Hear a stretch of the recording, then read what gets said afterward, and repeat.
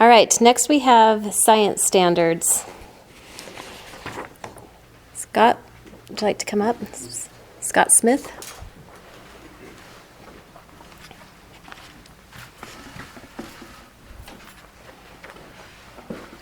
Science standards, just to fill you in, were reviewed a year ago. I brought in a committee of 15, and that committee was made up of K through 20 educators along with patrons and stakeholders, such as from the National Lab and Micron and other entities that are doing a lot of our STEM activities in practice. During that process last year, we took a look at the old standards that had been on the book for 20 years and realized when we first drafted those 20 years ago, it was a compromise and it had to be done and it wasn't the best. But they were very generic, and that allowed, again, local control for the science standards, where districts then can take those science standards and beef them up as they want. Now we are providing, and the committee came up with it, a better set of standards. We're calling the Idaho Science Standards that take a look at the progression, how science is related, and how it needs to be spiraled up every grade level, continuing to build on the foundation of science. And we used a national framework to guide us, which was put together by a team of national, international folks in the sciences. And after we met 4 different days, the committee put together a wonderful document, and it went before public review last year in the fall, and then it went to the state board and was passed unanimously, and then it went to legislation where it stalled. And so this year we're kind of regrouping, taking comments, deciding if we'll put the edits in or not. Again, we have a discussion. I'm bringing team members together from that set of committee members. And in May, we'll meet and go from there on those science standards. And if you have questions about the science standards, let me know. All right, any questions first before we go to public comment? Great. Suketu Gandhi? Yeah, Suketu Gandhi. I'll again spell it again because it's a foreign name. Suketu Gandhi, Gandhi, in Idaho Falls. I'm a parent. I would like to make a few comments on science. They're not going to be intensive or thorough as they are, but they're just at a conceptual level. Few things that should be done is a student should be told how do you make a measurement or write a scientific proposal to demonstrate an idea, or how would you make a measurement. Closest thing to measurement is measuring a flagpole. You can integrate mathematics. There's proportional ratio and shadow principle, and you can flagpole is very close to a stick. Then you go and measure it, and students have to understand what is the angle that you should be done with a flagpole, which is approximately 90 degree. With what is the error analysis. They have to explore that on their own. That should be, I did not see it at all in this thing. Then there has to be, hopefully student can measure density of a material, heavy object in it. If they go through Singapore math, 6th grade, they will learn how this thing is done. Because mathematics, they show you how you put in some kind of object in water, you rise it, it rises up. And you can, and those type of concept make a measurement of density of an object of an irregular shape, laboratory measurement, and it can be done. That is in global environmental science. That was section on global warming. Only question I have is that how do you students understand that global warming is real? It is real from advanced scientific, yes, but at their level they don't have sufficient science background to understand it is real. For example, the laboratory manifestation of global warming is a vibrational to translation energy transfer. Reason carbon dioxide absorbed because of its bend mode. And these are all, they do not even know the structure of molecules at all, even in high school, not even in AP class. It's in advanced courses, they learned that molecules vibrate, they rotate, and they have bend mode. And those are the things that are not known until they're in advance. So that's where the problem is. It's not that global warming should not be taught. It's a question, how do you make it easier for students to learn it without asking black magic? If it is done hocus pocus, nobody believes it. That's where it is. Then new things that has come up since I've learned is Physics 1 and 2 AP courses are offered. Somehow or the other, you should get away from that. Physics 1 and 2 are algebra based. They're absolutely useless. If you're going to take science, get college credit. If you're art major, music major, or humanities, you can have that. If you're a STEM major, Physics 1 and 2 doesn't allow. So I prefer that a State Board of Education not even sanction or allow Physics 1 and 2 be taught. Instead, they should go back to full year physics and a calculus-based physics to be taught. That is not part of it. It's not part of the standard, but this is something that has only I learned it in the last month by trying to find out what's going on in the district and what is going in the AP world. Okay, that is all. Thank you. And that's good feedback. And I totally agree with everything you said, from the flagpole using geometric and ratios to come up with that. And I know that it's a common procedure in the science classrooms. The teachers understand it's a value.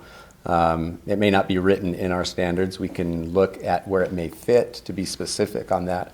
Then you mentioned the irregular solid, which, yes, when I was teaching physical science, we studied Archimedes Principle, which is displacement to come up with density. And the density also. In District 91 here, where I was teaching, we moved physical science from 8th grade to 9th grade to give them an extra year of math so they could do some of that understanding of manipulation and coming up with density, mass, and volume. And so it, again, comes down to kind of local control. How progressive is your district at taking what we've offered and then going beyond?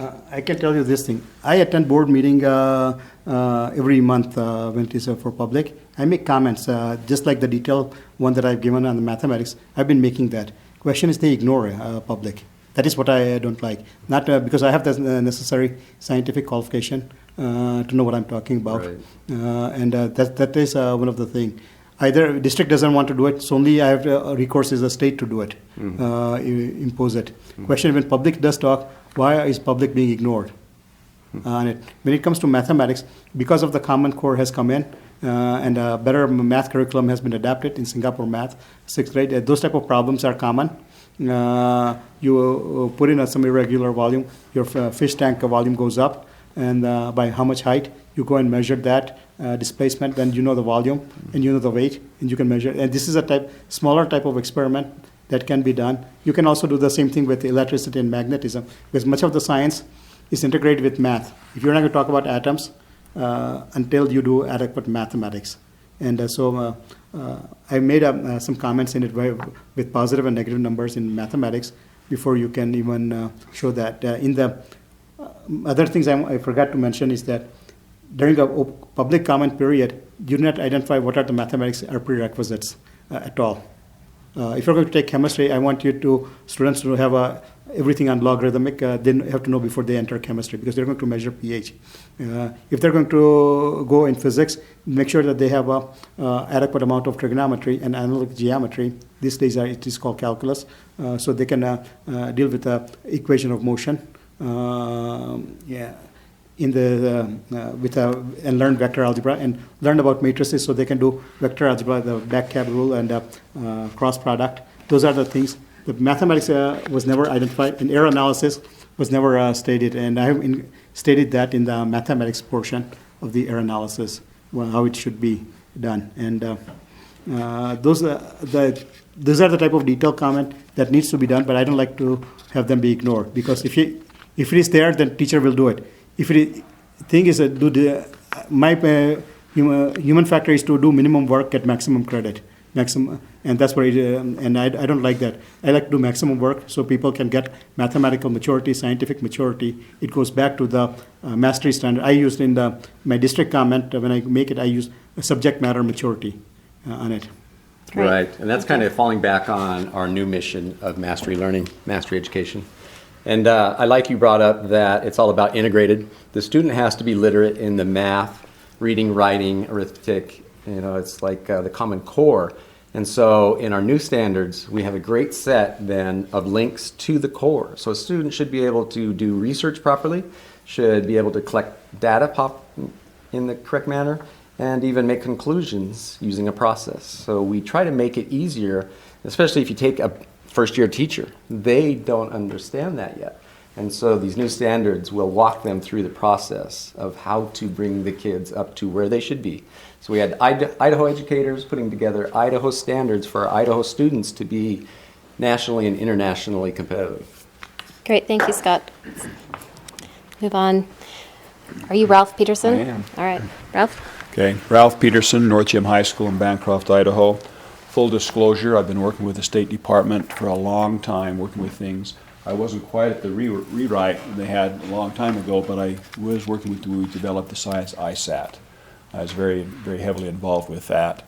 Besides as a science teaching career, which I have loved, I have spent a lot of my career pushing for good science education throughout the state. And I have some people here that from the State Board of Education that I consider not just colleagues but friends. And I appreciate that, the opportunity I've had to work in. I appreciate their trust in me in calling me to do this. One of the things I want to talk about is I was on the executive committee that helped with the science standards.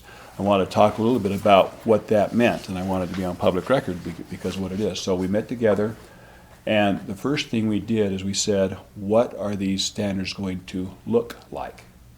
Because we had the old standards, we brought in the next generation science standards, we brought in the old Idaho science standards, we brought in the standards for the biology EOC, we brought in the standards for the chemistry EOC. We set them all down together and said, okay, now what's this going to look like? By the way, I was on the high school part of this, so there was also a junior high group, a middle school group, and an elementary group working on there. So we need to talk about, the age appropriateness. We had elementary teachers working on the elementary standards, middle school teachers on the middle school standards, and high school teachers on the high school standards. So trying to make that as age appropriate as we could. We brought those standards in, and we decided that we wanted them to look like the next generation science standards, because when you look at it that way and go online, the available resources are huge. And we thought, what can we do to help Idaho teachers put these standards into perspective? One thing I want to say about the next generation science standards is I like. These science standards were worked upon by a long time by many people throughout the country, and then they said to the states, here they are, do with them as you want. Nothing was said you have to use them, but do with them as you want. So we sat down with all the standards, we went through it literally standard by standard, word by word, and said, how does this fit with Idaho? And there were some things we added to the standards, there are some things we took out of the standards. As practicing Idaho teachers is what we did. It wasn't a lot, I'll tell you that. So when you look at it, it looks like NGSS for a reason. Okay, and that's what it was. Sometimes the discussions might be what you might call spirited. I was accused of that one time. But it was. But the thing is the lady I was working with, they said, you're yelling at each other. We said, what? We just looked at what? Because we were both very passionate. I'm very passionate about science education. I really am. I'm very happy to see the direction that these new standards have taken. I also appreciate this opportunity to hear, like from this gentleman, on his ideas. Everything I heard him say was not bashing standards. It was, let's add to them.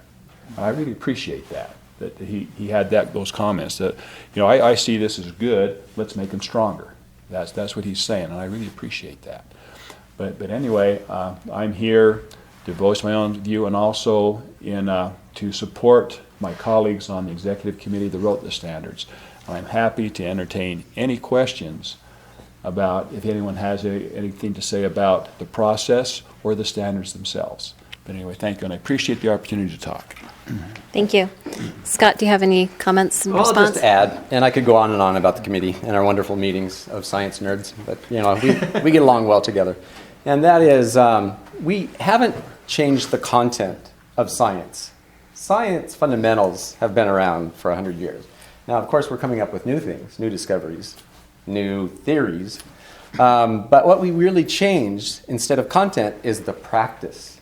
How does a teacher have a student perform a practical experience? Instead of just reading about it, watching a video about it, we want the student to do research. So it's all about instructional practices that are changing in the new standards, not the content. Great, thank you. There was one thing, just one extra, I noticed in Say your name again. Ralph Peterson. In one of the news reports I saw that someone has stated that they didn't like the standards because evolution was being taught for the first time, and I've seen that in newspaper reports. That is definitely not true. They were in the old standards, and when I look at the new standards, I actually did a crosswalk through there. There's not a lot of difference between the old standards and these new standards as far as that particular case. That's an area that I've studied for a lot of years, evolution and how it works, and there's not a lot of difference. The standards were already there, but the helps for the teachers is what's been magnified. Great, thank you. Anybody else have any comments about the science standards? Great, thank you.